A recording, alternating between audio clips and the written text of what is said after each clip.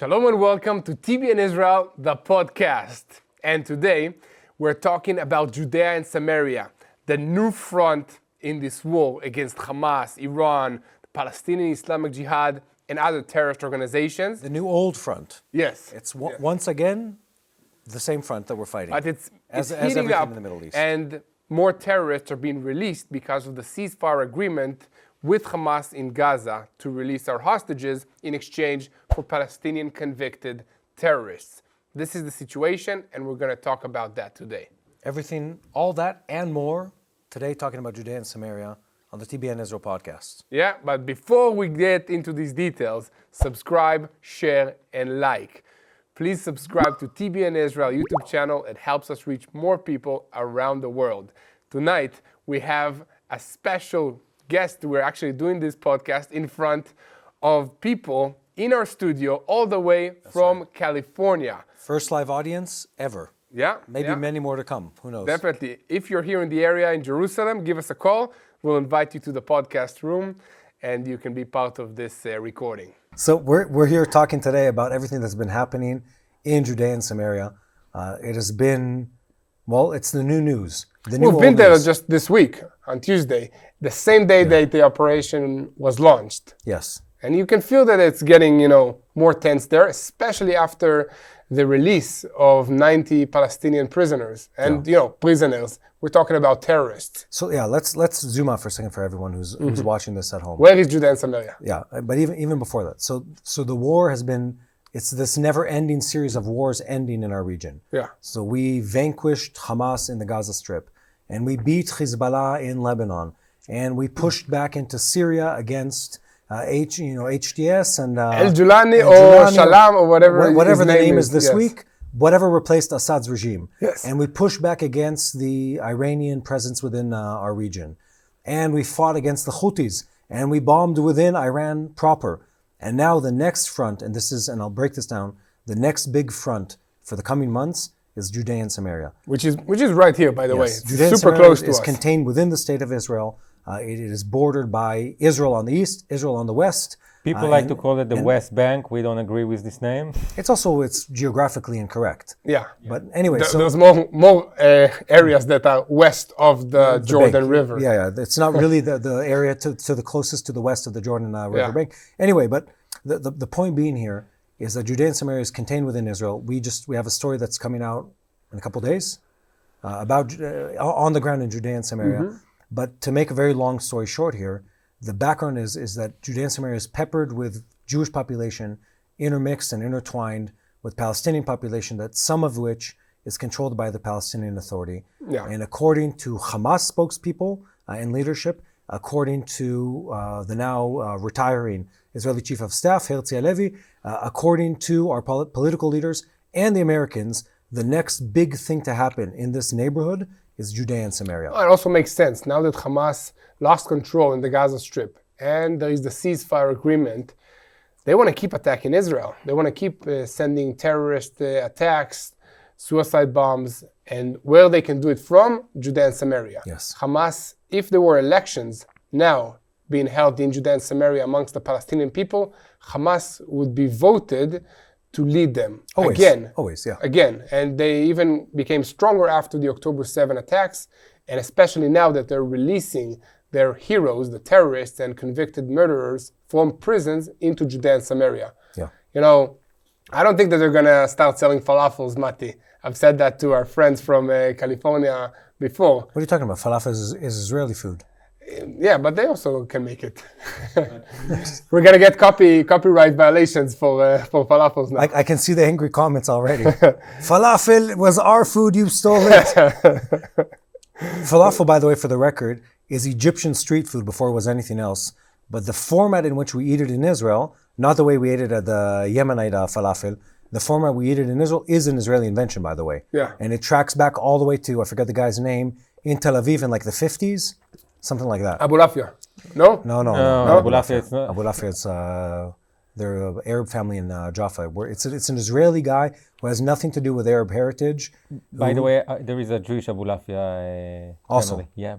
Not in Jaffa. No, not in Jaffa. In Lud. Yeah.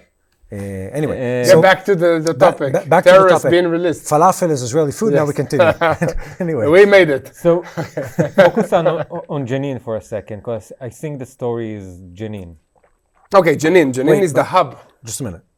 Let's go back 2 years, because I think it's hard to talk about the current history without understanding the trend of what's been happening.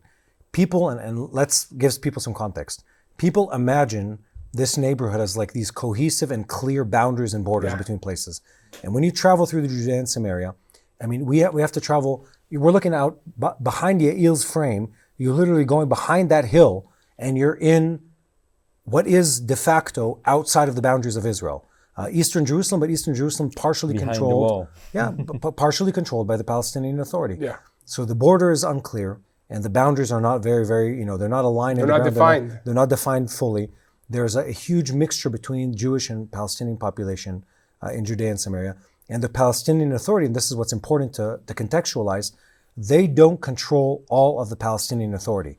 The Palestinian Authority, led by Mahmoud Abbas, and their, let's call it armed militia. They're controlling Fatah, which is a fraction that includes a few Palestinian families. Yeah. But the majority of the Palestinian people are aligning themselves with Hamas, with Palestinian Islamic Jihad, and with other Palestinian groups. Yeah, you're going even more nuanced.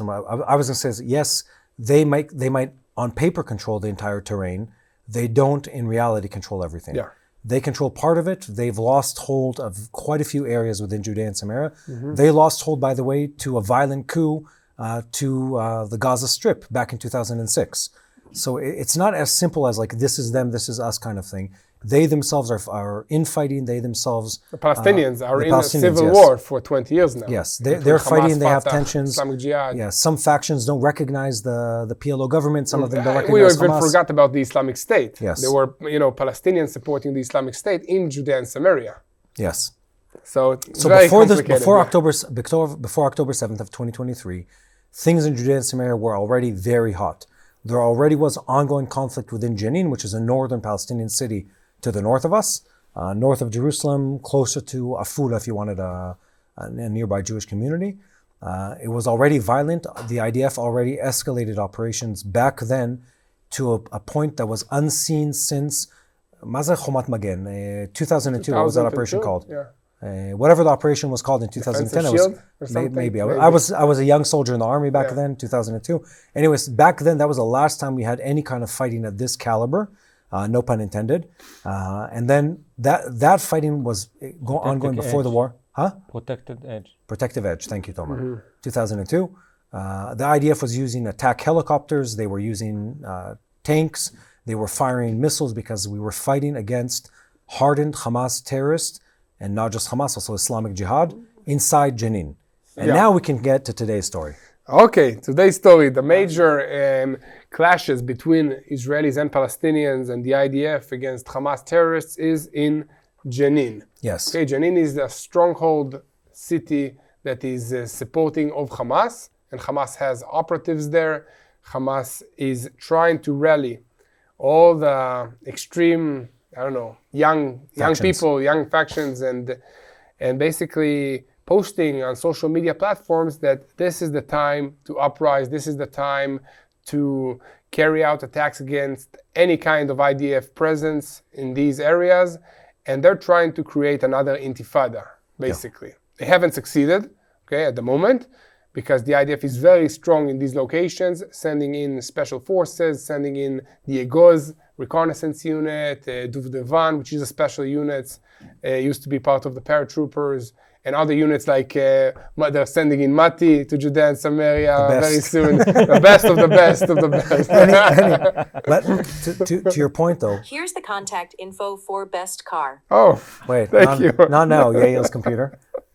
Let me put. Now that we're on that topic, let me mute my computer. No, we're giving job to to our video This show guys. is not sponsored by Best Car Rental. Anyway, so to our point, I mean, you're saying yes, we're winning. On a micro-tactical level, we are in control and we are overwhelming them within the cities. Yeah. At the same time, the level of terrorist attacks that they've been able to carry out in recent weeks against IDF forces within Judea and Samaria has increased both in quality and in efficiency. their ability to get terrorist attacks, be it, let's call it by direct operatives of those organizations, or what we call inspirational terrorist attacks, which is people that have been incited to violence within the boundaries of Israel, Tel Aviv, twice in the last couple of weeks, twice in 2 weeks, violent terrorist attacks that are stopped only by civilians. What's the American expression? Good guy with a gun? Yes, that. So good guy, good girl with a gun. Good woman. Good woman with a gun is what stopped the terrorists. But by the way, we found out later on that wasn't the case, because everyone attributed the person who stopped the terrorists to an off-duty police officer, and then it turned out that it was two Maglan soldiers who were on vacation. I saw a picture of them with their face really? later on. So they were the first guys on the scene, and it was a special unit, Air Force special unit. Mm-hmm. Yes, Air Force. I think so. Yeah, Air Force special. Or anti-tank unit. Yes. Anti-tank unit. Yeah. Anyway, back to the point. So they have been, so in the fighting within Judea and Samaria, yes, obviously the IDF is much stronger than the terrorist organizations, but they are becoming more and more effective in both harming the IDF, to being able to execute terrorist attacks outside of it. And then let's also remember where we are in the calendar. We're about 3 weeks now, or just a little more than that, from the beginning of the Ramadan. Yeah, the holy Muslim month of Ramadan, which sadly in this month they are ramping up terror activities and violent acts against Israel and against Israelis. There's more riots in this month statistically than in any other month of the year. Yes, I was in the army also last year during the Ramadan, as were you, and we had this running joke of there never is a Friday in the Ramadan, because Friday is like the Sunday of Muslims or the Saturday of Jews. It's their day of prayer, Friday, and every Friday was a day of rage. Yeah. And I used to jokingly say, it's like, why is there only a day of rage? Why is there never a day of happiness or a day of thankfulness or a day of joy? It's always anger and bitterness on their side. They need to reprogram that their Friday prayers. Whatever they're doing isn't working. But in seriousness, so we're coming up to Ramadan, and the fronts in Gaza, Lebanon, and elsewhere, Syria. Yeah, they're on a back burner right now, and everyone is focusing on trying to get let's call it the Palestinians, the Arabs of Judea and Samaria, getting them incited and getting them violent. Opening a new front, basically. And we're talking about anybody. We're talking about Hamas in the Gaza Strip. We're talking about Iran trying to smuggle additional weapons through Jordan to reach Palestinian groups in Judea and Samaria, and also finances and incitement. This is what they want, basically, to get the people rioting and go to the streets. And the difference now is that just, I think, a year ago or 2 years ago, you could drive within the Palestinian villages in Judea and Samaria. Some of them, just with a Jeep. And now it's like the Gaza Strip. You need a D9 bulldozer to go and basically clear the roads to make sure there are no IEDs and explosive devices and there have been underground. And there are always explosive devices lately, and highly sophisticated ones that are triggered remotely. Yeah. So I'll get to this in a second. I see what you're saying there, Toma. To your point, what we're seeing is, and this is sort of the downside of the digital age we live in, is through Telegram and other encrypted communication methods, the terrorist organizations are now able to indoctrinate people without having to physically ever reach them. And we've seen this. What I'm saying is not secret information. If you spend time researching, you'll be able to find it yourself. We're seeing is terrorist attacks that are carried out by lone wolf terrorists. They're people that are not officially affiliated. They've never been part of a terrorist cell, but they have the know-how of assembling explosive devices, and the methodology of how to attack or soldiers or Israeli civilians. And the way they're doing that is through Hamas or Iranian Revolutionary Guard information channels. And we've seen that several times. Is succeeding to recruit small terrorist groups from in Judea and Samaria to work together. And right now, after they fought the PLO for 2 weeks, Mati, something like that the PLO... Several months. The Palestinian authorities couldn't hold them. The IDF needed to come to help the Palestinian authorities. So there's this picture 2 weeks ago, sorry. It hit all the newspapers in Israel. Big moment. And the headline was, tie-breaking weapons within Judea and Samaria. And what the picture was shopping Palestinian policemen, one with an RPG, another one with a PK heavy machine gun. Heavy Russian-made machine gun. And they're holding, there's a picture, they're fighting against IDF soldiers. The IDF, of course, goes, all the alarm lights go on. It's like, wait a minute, how did they get these weapons? Who gave them these weapons? Where did they get these weapons? Police weapons. They have a very alarming answer to that question. Yeah. The PA says, these aren't ours, they are. We confiscated them from the Hamas movements and Palestinian Islamic Jihad in the West, back in Judea and Samaria.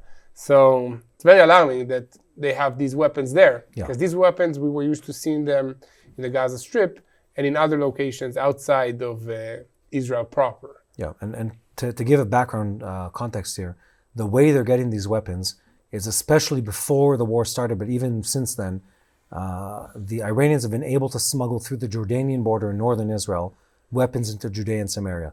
They've put a huge amount of money into opening up and maintaining those smuggling routes.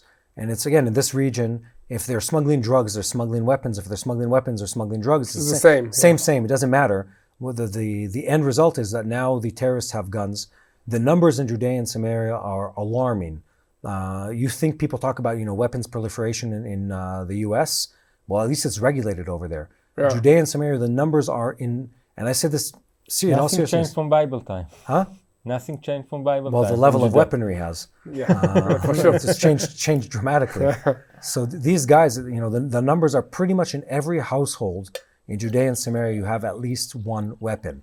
It might be a makeshift Carlo, which is sort of an old Czech gun or something. No, Carlo's like that. The handmade Carlo one. Gustav something, No, right? Carl Gustav is the the one that invented how to build. Yeah, but they have the Carlo ones, which they're made in metal shops in Judea and Samaria. They make homemade machine guns, submachine guns. They have AKs. They have variants of different weaponry. There's a lot of weapons, and when the day comes, and this has always been the concern, if that day comes, and they say, let's unleash, or let the population, let them rise up against the Jewish populations or communities next to them, they have the means to do so. They have the weapons. Definitely. And according to the Israeli security establishments, the fear and the threat of this conflict in Judea and Samaria are the IEDs. And this is something that the American military faced in Iraq and in Afghanistan and in other places. It's these bombs that you can make them with the right instructions by using agricultural fertilizers and homemade devices. And now with the advancement of technology, you can share this knowledge of how to create these bombs easily. And we see that in Palestinian villages and attacking the IDF soldiers. October, you have any update on that from your Just unit? before that, we need to like and subscribe. Don't forget that. We didn't do it yet. Guys, please, guys. Like, share, and subscribe. Not just because it helps grow the channel and helps us reach a bigger audience, because Toma won't get off our case with this. Please. Toma will not sleep at night if you don't share, like, and click this little bell on YouTube. Please do it, guys. So I went into Judea and Samaria October 7th, and in, what has it been, a year and 3 and a bit months since then. What changed? A lot. Yeah. And you see this in the security briefings and the intelligence briefings that we get as the war progressed, that the level of weaponry and the level of explosive devices within Judea and Samaria has increased. And recently, some of this is in the news. There was a big attack against an armored jeep just last week in northern Samaria. Yeah. And you see the methodology, the systems that were used, sort of the envelope of the way it's all structured. It shows this ongoing increase in the quality of the IED attacks that they're utilizing. Meaning that they were monitoring the Israeli forces, understanding the patterns, looking at the routes that the forces were using, and then planting the device at a location that the vehicles have to slow down, and then really monitoring, and we're able to activate it from far. Yeah. And again, just to go back to October of 2023, the biggest concern we had going into the war in Judea and Samaria was, I won't name the military drill that it addresses, but it was the thought of a October 7th in the Gaza Strip happening in Judea and Samaria. The villagers getting up, all the armed men. Everybody running to the Israeli communities next to them. Storming, overwhelming the military presence there and taking over. That was what we were concerned about. Now, fast forward a bit, it was even less than a year, honestly. And the threat of the bombs and the IEDs is considerably higher. And what's more concerning is there used to be a very clear split between organized terrorism and grassroots terrorism. One was organized and well equipped. The other one was very, let's call it more like a youth, untrained, unplanned, unprepared. Going, throwing a rock at a soldier or trying to stab. They buy weapons, something, but it wasn't professional. Now the lines between those two are blurred. And what you see is in the way the military has to prepare for it, the way they're attacking the military and the civilian population. How was it? Because you served 7 months in Judea and Samaria. Yeah. Like, where were you stationed? What was your mission? Yeah, so I was in Gush Etzion, which is south of Jerusalem. That's northern Judea in the biblical sense of it. We were there for 7.5 months straight, and I'm in about a week's time going back in for another stint. And we've seen things, we were expecting things to be bad in the beginning, and it never really happened the way we were concerned, and thank God for that. Yeah. And it's sort of hard in retrospect to say, did they never want to, or was the increased military presence and operation the Prevented cause? them for Completely prevented them, because again, the IDF rounded up a considerable amount of terrorists, talking several thousands. Just before October 7th? During October 7th. Yeah. In the first, let's say, 14 days after the war broke out, rounded up the majority of the heavy hitters within Judea and Samaria. And they spent the majority of the war, some of them have been released since then, in let's call it in Israeli prisons to a certain degree. So we minimized the amount of the terrorists within. Still there was activity, but less than what people were concerned with. Now we're back to that place. And this recent agreement, I think, is cause for concern for myself and my soldiers personally. For sure, they get the top commanders released into Judea and Samaria. Yeah. Hungry to avenge and to be part of this war. Yeah, and I want to say this for the viewers. Imagine when the U.S. forces went into like Mosul or what was the big battle they had in Iraq? I forget the name of the city. So so there's like the general on the other side. There's the arch villain on the the Al Qaeda or whoever it is that they're fighting at the time. There's always that like one bad guy. We in this last batch of hostage exchanges, we released some of the worst of the Palestinian terrorists in the last 30 years. Zahari Zbeidi. Wow. Zahari Zbeidi, this guy is the worst. We have a picture of him. The guy has been the arch terrorist of, let's call it it's not Jenin, it's Kalkilia area and then Jenin. Jenin, he's the king of Jenin. Yeah. He's the villain for decades. And he really liked the television back in the days. He really liked to give Israeli interviews to Israeli news outlets. And say, we're going to kill you. We're going to murder you. Wow, no, anyway, it's crazy. Yeah, these are the people that are going to be released now. He's going to be released this Saturday night. Yeah. Him and many others. And I'll say this, I think we've been put in a very, very tricky moral situation where, Yair, did you read the list of the heavy terrorists that are being released? Part of them. There was a list of like the 30 worst or whatever it was that were going to be released. I didn't make it through the whole list, but it's people that murdered grandmothers and elder people and children. It was repeat offenders, right? And I didn't make it through the entire list, but it was really like it was in those the worst ways. Sending to Turkey. Yeah, but it was like a walk down like not memory lane, but PTSD lane.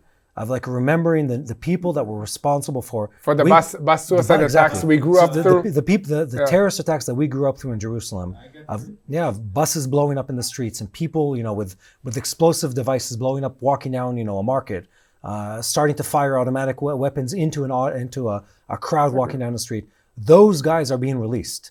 The people, some of them are worse. Some of the people that planned those terrorist attacks are being released. Yeah, and I'm saying this because we're in this really, really tricky situation where we're releasing back into Judea and Samaria some of the worst of the worst.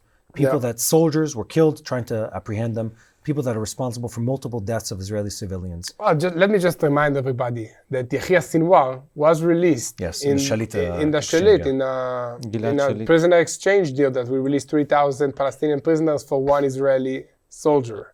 And he was one of them. And look what he did with the Gaza Strip and with Hamas since then. So there are no right answers in these kind of conversations. You look at this. It doesn't matter how you spin this. There's no way in that you can ever look at the list of the terrorists and say that these people should be released. And at the very same moment, you look at the families of the hostages and you say there's no way that we can say no to releasing the hostages. Yeah, you're just like it's. You're losing one way or another. Yeah, I know. But I've been asked a lot of times, okay, why aren't we arresting them immediately after we release them? Okay, so in the deal, all the prisoners that are released from Israel, they get pardoned for all the crimes that they committed in the past. But if they commit any new crimes, Israel can arrest them. Okay, so this is the situation now. Yeah, I think you need to give us an update. Tell them what's taking over our script here. So I want to, let's zoom into what's happening in the last couple of days. There's an ongoing military campaign in Jenin. It's not, the date is not accidental. It's highly intentional. The IDF knows with a high level of certainty, and military intelligence within Judea and Samaria is impeccable. It's amazing to a degree where you sometimes wonder how we know everything that we know. It's not bulletproof, but it is. It's pretty good, yeah. It's very, very good. Yeah. To the level that, like, we stopped dozens of terrorist attacks against Jerusalem, against Israeli communities in the past years. Just because of intelligence, or hundreds. What is thousands? Thousands? Thousands. They never released the real numbers. Official numbers. But the previous head of the Shabak said something along the lines of, like, in the last year, we've prevented, and it was close to 10,000 attempted. And it's not like the person was on the way. It's like they were in the early phase of organizing to a terrorist attack, and they already stopped it. So it's a very substantial number that's being stopped. We're able to know real time when they're turning up all the burners on, like, let's push in the money, the weaponry, and the incitement to get these guys to go out and carry out the terrorist attacks, like the ones we've seen in Tel Aviv. The idea of, okay, we know this is about to happen, we need to go in. And we took some of the forces that came out of Lebanon, some of the forces that came out of Gaza, and especially some of both the special forces and some of the regular army, as in like the young army brigades. And the commando unit. Commando brigade too. Yeah. But everybody is after a year of fighting in the Gaza Strip. More. 470 or more. The headline just yesterday was the Nachal Brigade spent 13 months fighting nonstop. Think about these 18 and 19-year-olds. If we saw, like, a week of operations straight when we were at we're going to war. We're going into Gaza for a whole week. It was like you thought it was something that was outstanding. These guys 13 or 14 months straight of fighting, and now they're coming out. They have a couple of days off, and they go into Judea and Samaria. So the IDF did this knowing that this was the next front. Definitely a better view than Gaza, being in Judea and Samaria. It's beautiful. It's really nice. Anything is nice compared to Gaza. I was just earlier today. I was up in Samaria, I guess is the area I was in. Yeah. And it was just after the rains that cleared out the sky. You could sort of see the aftermath of the clouds. It was, just breathtaking. Mati, what's the situation with terror tunnels? Is the IDF seeing any terror tunnels in Judea and Samaria? I haven't heard about that. Right? I haven't. I heard of only a few underneath, of course, mosques, schools, and the places Hamas terrorists, not the length of what we've seen in the Gaza Strip, because it's very hard to dig, I guess, in the ground. Yeah. The terrain is very different than the sand in the Gaza Strip. I think it's more than that. I think the level of intelligence that the IDF has in Judea and Samaria, it makes it a waste of time for them to try to do big infrastructure projects because they get exposed too early on. Yeah. The Gaza Strip, and again, this is not something we can cover in a couple minutes. The Hamas in Gaza Strip, specifically under Sinwar, was a highly effective organization in rooting out moles within the organization and preventing any kind of like internal leaks into Israel. And you saw the efficacy of that on October 7th. They are an anomaly in terrorist organizations and a huge anomaly in the Palestinian population in being able to keep sort of the lid on intelligence for a very long period of time. Because Yair Sinwar spent many years in Israeli prisons. He studied Israel and the Israeli establishment, and he knew how we think. But it was more than that. It's before the time of Sinwar. Sheikh Yassin, the founder of the Hamas movement, he officially... Why are you laughing at this? Well, you want to do a mimic of him? In my head, I remember the small guy on the wheelchair talking with this squeezy noise voice. Yeah. He was a bad guy. He's proof that looks can be deceiving. Yeah. He was an elderly person who was crippled in a wheelchair with a very high-pitched voice. I think he had something wrong with his... And he would squeak, but if you listen to what he said, he called for the death and destruction of Israel for decades. And that man set up a whole organization within the Hamas whose sole purpose was to prevent any kind of leaks from within the organization. And they were violent and they were brutal much more than most other terrorist organizations are. Against their own people. Against their own people, Yeah. yes. That's the name of Sinwar, the butcher. Yeah. He used to kill Palestinians, not Israelis. That's Yeah. how he got to prison. His first time in prison was because he murdered several other Palestinians. He Yeah. buried For alive. alleged he cooperation let with one Israel. brother to bury alive his own brother. That's how he got caught. What an evil man. Yeah, but the IDF riddance. is using new weapons and new tactics in Judea and Samaria. We see drones being carrying strikes in Judea and Samaria against terror infrastructure and terrorists. This is a new thing, because before this war, drones were not used in Judea and Samaria. Before this war, the war in Judea and Samaria, the title in Hebrew, and it's sort of terminology indicates a lot about the thought process that leads to things. We were calling things in Israel, we called it Hamabam, the war between the wars. war between the wars. And what it actually meant was it was acronym for limited conflict.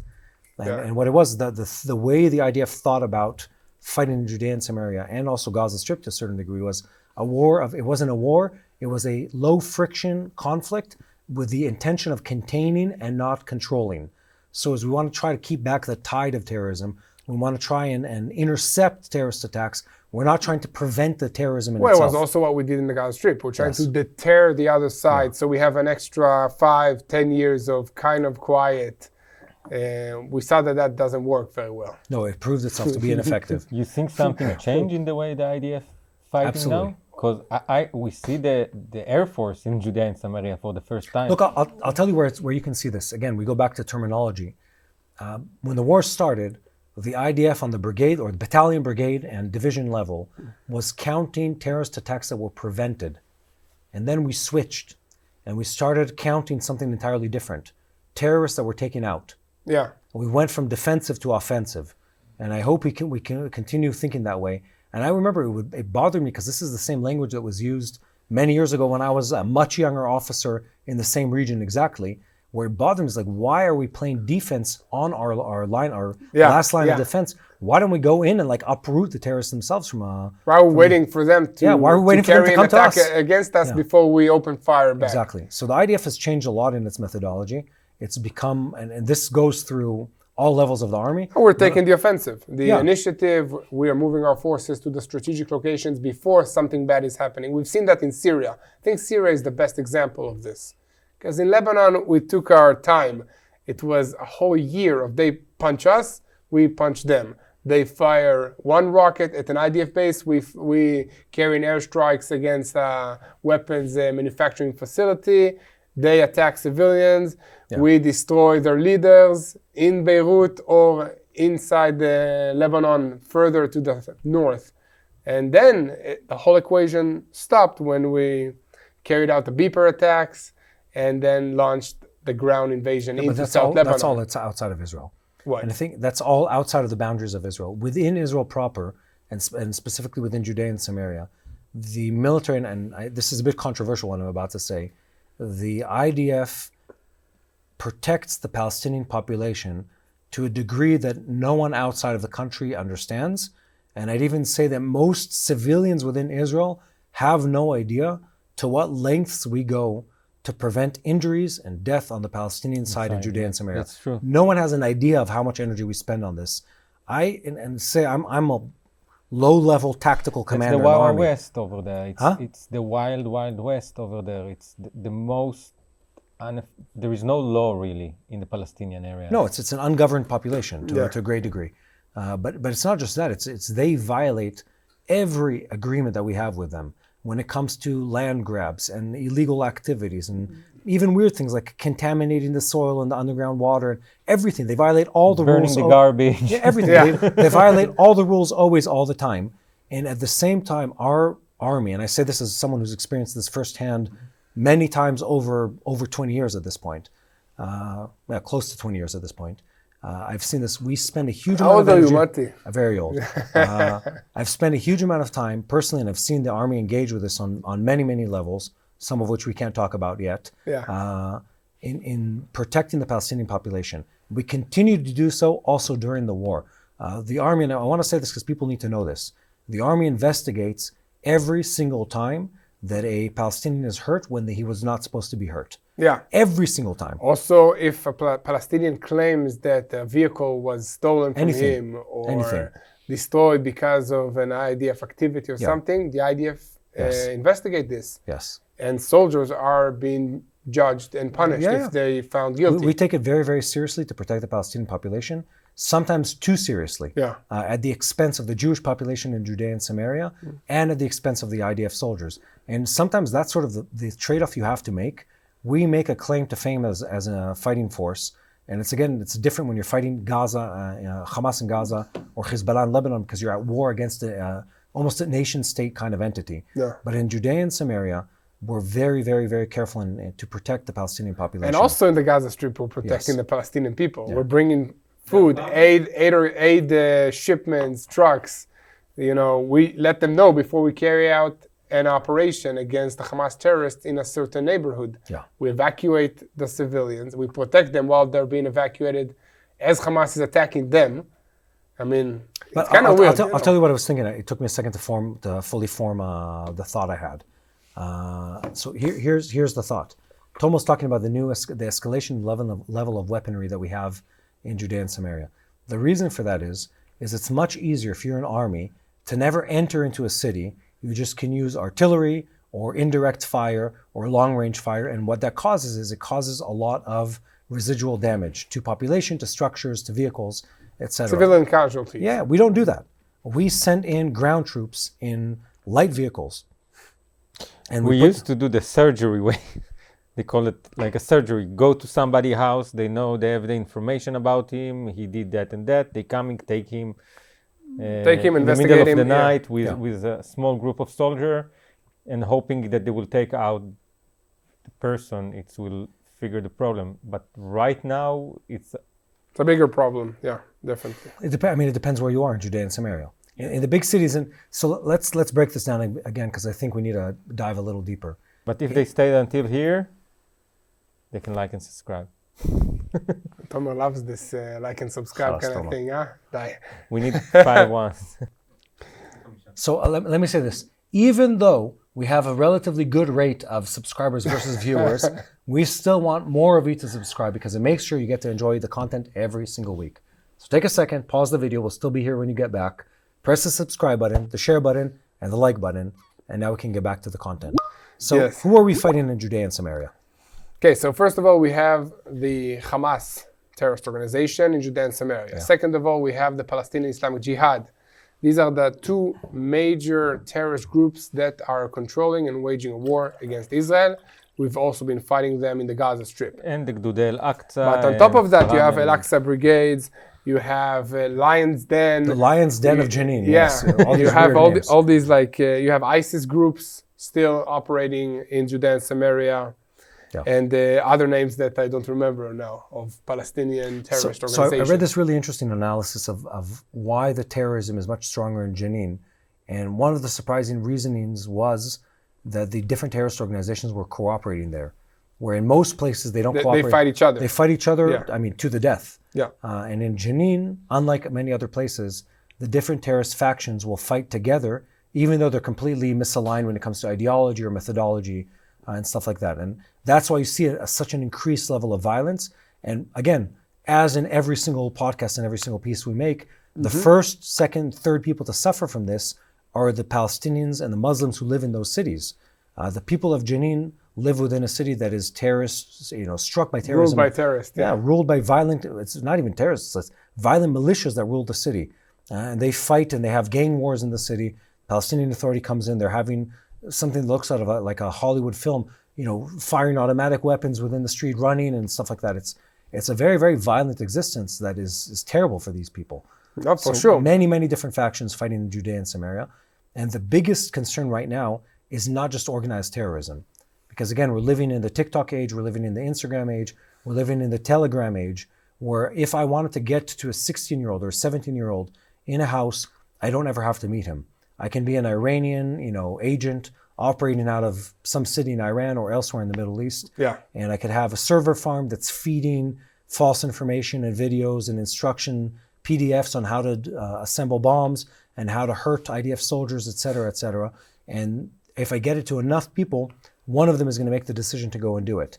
And then we know that we've laid or created a big enough web of support, financially, militarily, equipment-wise, morally speaking, of terrorism within the society, that person that goes to do this knows that he will be considered a martyr, knows that his family will be well off because he committed an act of terrorism. Yeah, that he will get payment for the rest of his life, also from the Palestinian Authority. Yeah. If he's killed, it won't be for the rest of his life, but his family will receive. For the rest of their lives. Yeah. Definitely. And how is Iran funding all of this? Like, how are they transferring the money? I was hoping you knew. I have some ideas. Stop, I know exactly. So there's a few ways that Iran is transferring the money. First of all, they're opening shell humanitarian organizations, can be also in Europe, can be in the United States, and transfer supposedly humanitarian aid, but it goes to these Palestinian terrorist groups. That's one way. The other way is cryptocurrency that is being funded. And then in general, there's also the whole drug industry and the weapon smuggling industry that is a big part of the economy of these terrorist organizations. Yes. Anything I missed, Tomer? No, Huh? you got it right. Good. Okay. So that's how the money is being funneled into Judea and Samaria. And everybody's corrupt. Like we're talking about the Palestinian Authority, they're corrupt. I will Hamas never corrupt. get it. So that's the problem. So you can buy anybody that you want there. So there's a movie, Salah Shabati. It's a cult film, an Israeli cult film from 60s, 70s, from the 60s. And there's a scene in it that's like the most known scene in the movie.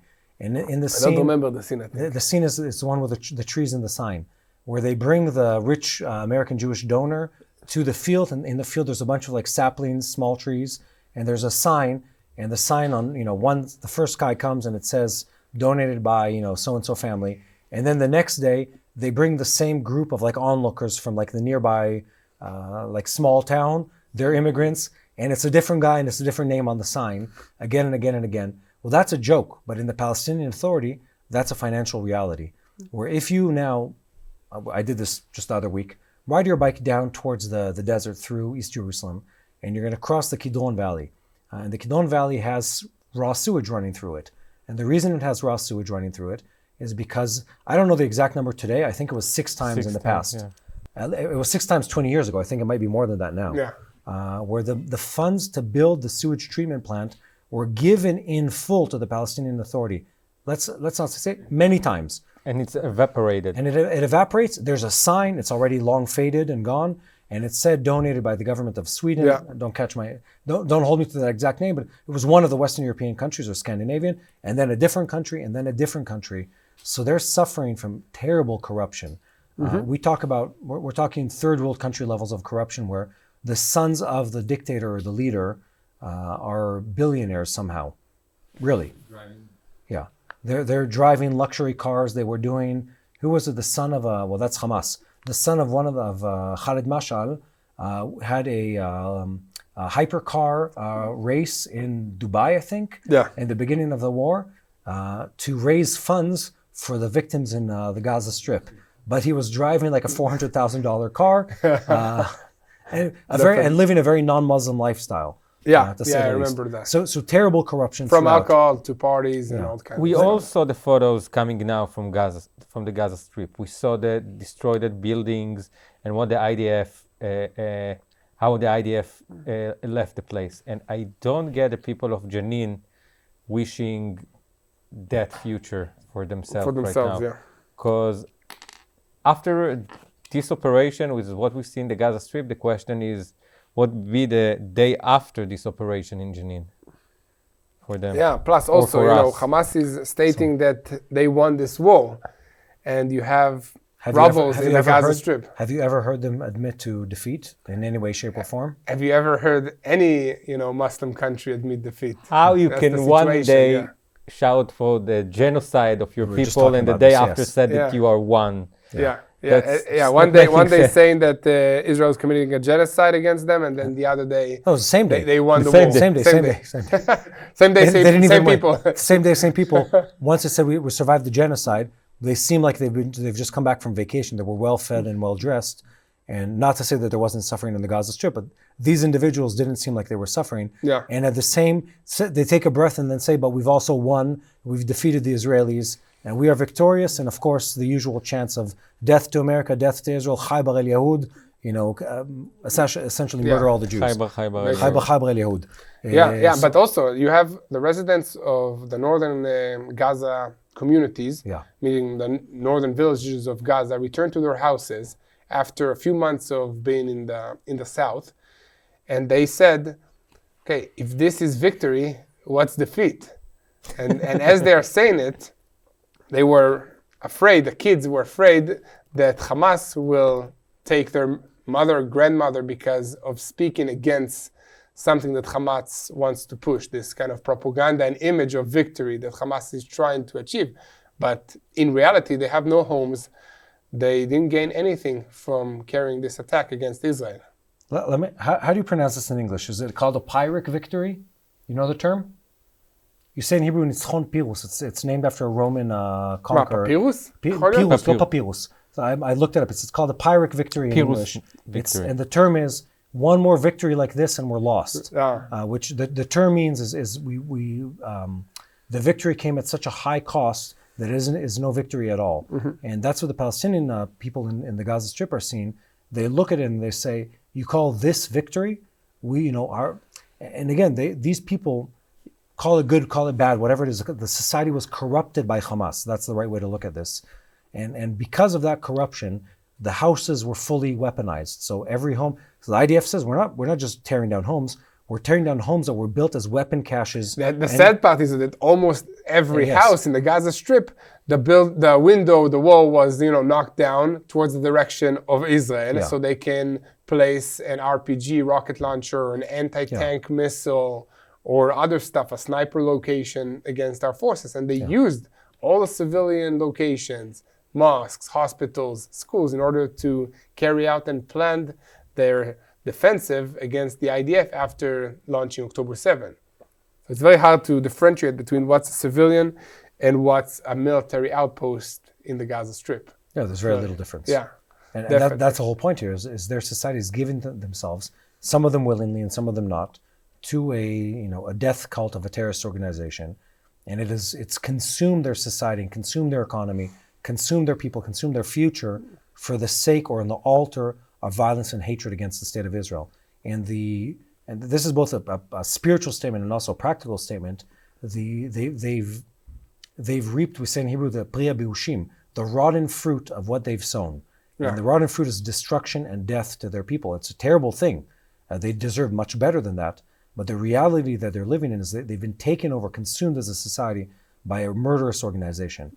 And the same is happening to Judea and Samaria. Yeah. And you talk about, and we talk about this all the time, there are no quick fixes to these kind of things. It's a generation. It's education, and at least 25 years of good education, or to do something more radical, just taking them out of this society, out of this area, and have something else. Well, there has to be one thing, because we make, and many people make these very blanket statements about the Middle East.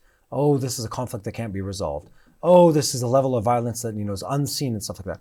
All of it is not true. It's not true. It's not completely true. Not true. Far more violent conflicts have been resolved elsewhere in the world. Look at the Balkans, the Yugoslavia falling apart. Look at countless other regional conflicts, especially if you go into Southeast Asia, Africa, stuff like that. People that have been fighting each other for hundreds of years, sometimes millennia, they can come to terms where they're able to live without killing each other, or sometimes even peacefully. But it doesn't happen overnight, and there's one key element, which you just addressed, that has to happen first. And the word is repentance. If you're not willing to recognize the wrongdoings of your actions, you can never change. Yeah. And so you look at the societies around us, which it's this bizarre backwards way of looking at the world. Hamas has been defeated on every possible But they're saying they won. We won. We defeated the Jews. It's like, no, you didn't. And you didn't. And you're deceiving yourself. And your people. Yeah, and if you continue to do that, you can never have the conversation of and this is something the Jewish people in Israel do to an extreme degree. It's sort of like one of the problems with our society, is we're always beating ourselves. I've made we did it. I've made a mistake. We're wrong. We're always looking to repent and to fix and change and stuff like that. But if you're a society that can never say that never says like, yeah, maybe we were wrong. Or as the British skit says, maybe we're the baddies. Maybe we're the bad guys in this, and we need to abandon some of the religion, the beliefs, the narrative that led to this. I don't think I heard that coming out of the Palestinian, but who especially did? not in Gaza. Where did you hear it? Think about post-World War II Japan. Marshall Plan transforms the financial future of Japan, Germany, several other countries. But it doesn't start just with the financial incentives. It starts with the people saying, look, our operating system is broken. Let's at least abandon the values that led us to, this valley of doom. Let's abandon these values and find something better. So the Japanese, they abandoned both the, let's call it the idolatry of like the military control and also the emperor system. He abdicates power to a certain degree. Anyway, there's a whole thing there. The German people do the same thing. They say, look, the system that brought us to this it's broken, it's wrong, and we reject the value set that brought us to this moment. Mm-hmm. And only when you're able to do that, can you, whatever, I don't know that I want to continue with the commentary on the German people. I just came back from a visit there. I think they need they're a little adjustment. a little adjustment on where they're going in history, but whatever. Back in the 40s, they said, look, we abandon this, we reject this, and we want to try something different. And they reaped the fruit of that decision to change. Yeah. So I think we want to end on a positive note. I look at the Palestinian people, I look at Judea and Samaria, and I say, one, Israel has to be strong. But two, look at these people and say, like, they need to change something in the way they look at the world. I think that if you want to pray for the Palestinian people, pray for better leadership. They need somebody that cares about them, somebody that is wise and that cares about the future, about the education, about the financial states of these people, instead of using them as human shields and as terrorist pawns in their hands. It's very, very sad. We were talking about this, me and you, the other day on a hilltop in northern Judea, where we make these false statements about like, if only there was more money or more resources, then things would be better. But that's not true. What it really takes is vision. And it takes leaders who can say, and again, that's what leadership is. It's pointing at a place where you're not at the moment and saying, this is where we want to go. Without knowing if you can make it and all the challenges usually you can't actually make it, but you want to get close. So this is where we want to go, and it has to be far enough removed to require effort to get to it. Mm-hmm. And so the Jewish people had that, and we were blessed to have virtuous leadership in this land in the 20s, the 30s, the 40s, the 50s, the 60s, who looked at a dire financial situation. Also, from the time of the Exodus from Egypt, you had Moses and stuff like that, nobody believed him with his huge vision. I feel like there's a differentiation there, though, that if you read the biblical story of the Exodus, we were a very complaining people. We love to steal. And now we're not complaining. No, we did complain, but if you look at the people that rebuilt the country, I feel like the level of commitment and the level of connection to values and to vision was incredibly powerful back then. And you see that in the sense of the country. Think about like the 40s and 50s. Israel as a country decides to give up a decade of financial growth to bring in immigrants from poor countries, Jewish immigrants. But still, not many Western countries will do that and say, look, we know this is going to cost us dearly. It's going to cost us, our GDP. It's going to drop 25%. Yeah, but for a decade. And they did it, not once, by the way. We did it twice. We did it in the 50s. We did it again in the 90s with the Russian immigration. In retrospect, we look and say, this is a financial miracle. No, it isn't. There were leaders in the country who back in the day said, we don't care about the cost of this. Yeah, we care about the vision. This is the right thing to do as the people we are and where we're trying to go as a people. And they planted the trees and they rebuilt the country and they built the communities and they sacrificed lives and time and resources and comfort on the altar of the vision. And send people to borders, bordering, enemies. And that's what the Palestinians need. Mm-hmm. The Palestinians in Judea and Samaria need to reject, let's call it the call to action of Hezbollah, the call to action of Hamas, the call to action of Islamic Jihad, the call to action of the Iranian people that is death, destruction, and doom. Push that away, reject, say, we don't want this. We don't like the picture that you're painting for us. This is what we want.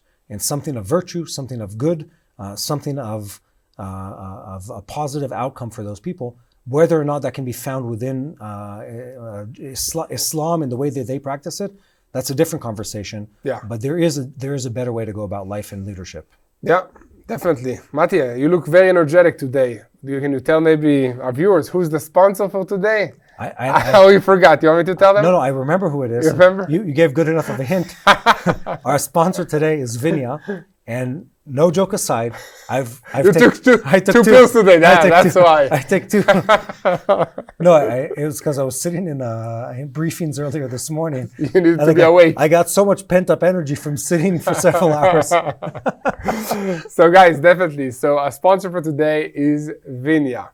Vinya is these supplements that boost your blood flow in the body, and you can, get them feel more energetic by going to our website at www.vinyatbnisrael.com. You get a 10% discount from buying it through this site. It helps us, and it's really a great product. I'm taking it, Mati's taking it, and I think it's better than coffee in terms of energy. I don't know. I drink a lot of coffee. As well. I'll tell you what. The science is ironclad on this. Yeah. It is very, very impressive. It has all the buzzwords of what really works in the food supplement industry. The antioxidants, all these these different compounds that help with blood flow in your body. And in the end, everything is blood flow. You look at this: exercise increases blood flow. Aerobic increases blood flow. Yeah. Coffee, same. There's all these different things. Sauna, same. Cold plunge. You love doing those, yeah. I do. Same. And it's manufactured and made and in Israel and then designed and developed, in Israel. Developed in Israel, definitely. Yeah. And it's all natural. Mm-hmm. It's all natural. It's a substance that occurs in red grapes, and it's what you would get in drinking a substantial amount of maybe two bottles of wine, but like without the alcohol and without the sugar. Yeah, if you drink that if you drink that much of alcohol, then you have sick. other problems. Yeah, you have serious other problems. Anyway, we recommend it. It works. We're not preaching anything that we don't practice ourselves. And I've been taking this for 2 years, 3 years, several years now. And the more I learn about it, the more I'm impressed with the way it works. Great. Okay, so how can our viewers pray for the situation? Say, pray for the Palestinian people, okay, that they have better leadership. I would say pray for our leaders, your leaders, wherever they are, whatever country you're watching this from, that they will make godly decisions and lead your country with a vision for the future, something that will grow yourself and the nation. And of course, I always appreciate some prayer. I went back into reserves. Yeah. Into an area that's getting hotter by the day. So pray for the IDF reserve soldiers of Israel, including Mati Shoshani. Yeah, he's a father, and he's gonna be away from his kids, defending these countries against terrorists that are gonna be released. More of them just this coming weekend. Saturday. Yeah, on Saturday. And every week more and more are gonna be released. So the tensions are gonna get hotter and hotter. Okay, and the most important thing that you can do is really pray for the peace of Jerusalem. Amen to that. Thank you so much for joining us on this podcast. Keep praying for the peace of Jerusalem. Stand with Israel. And Mati, see you again next time. Hello, this is Mati here in Jerusalem with TBN Israel. This is Yair Pinto from TBN Israel here in Jerusalem. TBN Israel is keeping viewers informed with Israel-focused news, culture, and what God is doing in this land. Support TBN Israel today online at tbn.org/Israel. Thank you.